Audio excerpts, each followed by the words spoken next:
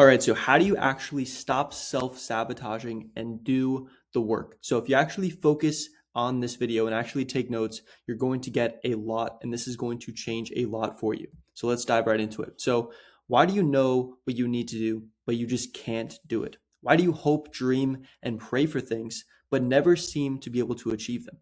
And why do you start making positive progress towards your goals and dreams, but then you just self-sabotage? So these are going to be the questions we're going to be answering in this video. So we all know when we're constantly building towards something and we feel great and we actually feel motivated to do the things that we know we should be doing.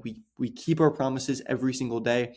We go to the gym consistently. We eat healthy. We go to bed early and we wake up early, and all of our stuff is clean and organized, and we're just basically on top of the world. And we think that during this time, we just feel like if we can consistently sustain this, then we're just going to get to our dreams and we can feel finally at peace that we're actually going to be able to achieve our dream physique and our dream life.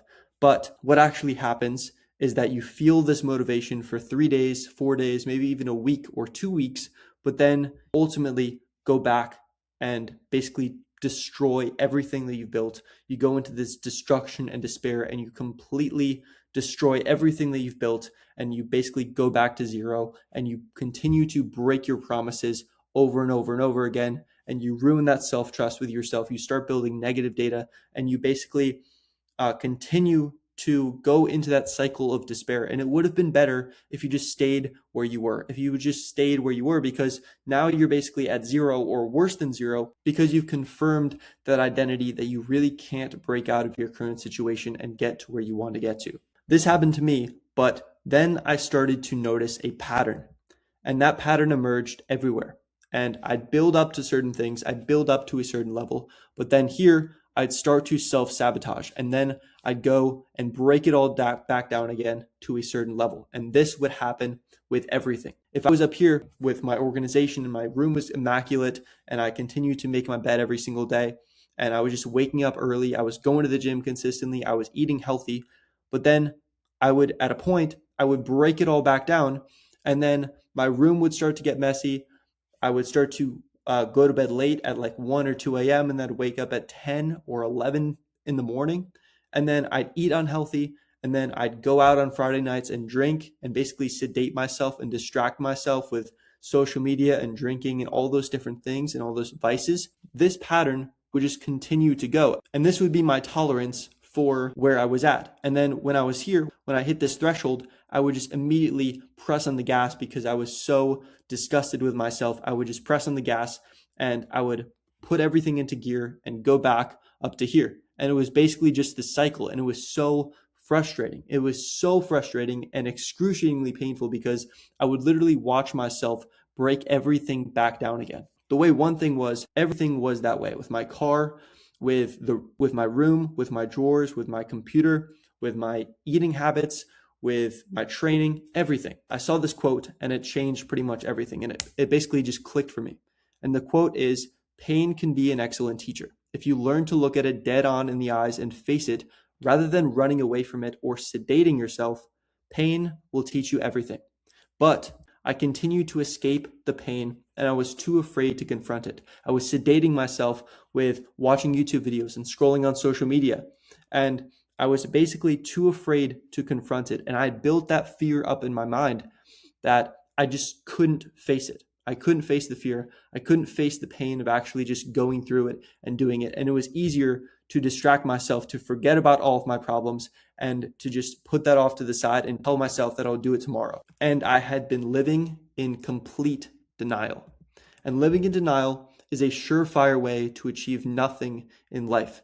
And living in denial is when you don't take any responsibility for your actions and you fool yourself by thinking that you can act irresponsibly and not face the actions, that you can go out on Friday night and just feel fine in the morning and not actually just face the consequences, and that you can scroll on social media for 5 hours and then not feel regret. And living in denial is when you refuse to face the truth and you refuse to face the consequences and wonder why you get burned and live an unhappy life. And so good habits and good actions are going to lead to a good life. but you refuse to do those good actions and you refuse to face the truth. You would rather sedate yourself and distract yourself with all of these different things. And so you must face the truth.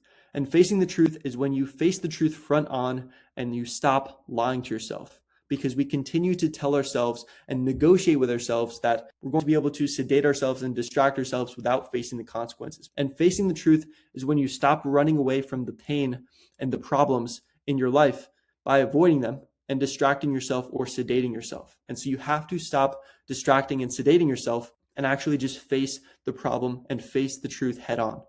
And facing the truth is when you take full responsibility for your actions and know that what you get in life is a mirrored image of what you put in. So what you put in, you're going to get the same out. What most people do is they go out on Friday nights, they drink a lot of alcohol, they have terrible sleep, they skip the gym, and they have terrible food habits, and they wonder why they're overweight and they're not looking the way they want to look, and they're not feeling the way they want to look. They don't have that energy, they don't have the focus, and they don't have the athletic, lean physique. By facing the truth, you have to stop lying to yourself and basically confront the things that you know you should be doing. It's not what you can make, it's about what you can keep. Because if you continue to break everything down and self-sabotage, that is going to wipe away everything that you've done to actually get to a good point. And so it's not about what you can make, it's about what you can keep. And it's about managing the downside more than it is about the upside. Because if you're continuing to self-sabotage and basically destroy all of your progress, you're going to net zero. This is your average existence right here, and it's zero. So you have to have a higher standard than this. You have to raise the standard to up here. So even at your worst, you're going to make positive progress towards your goals. And so the key is to have a standard of excellence and commit to that standard of excellence every single day. And all fear is in not facing it. It's built up in your mind. And when you face the truth, it's nothing.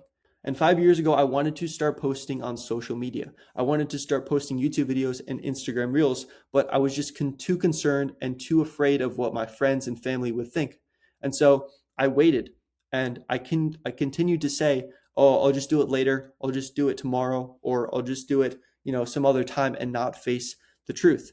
And so 5 years later, I'm just starting to post on social media. I'm just starting to face that fear front on because I actually just realized this. And so this is massive if you actually take action on this.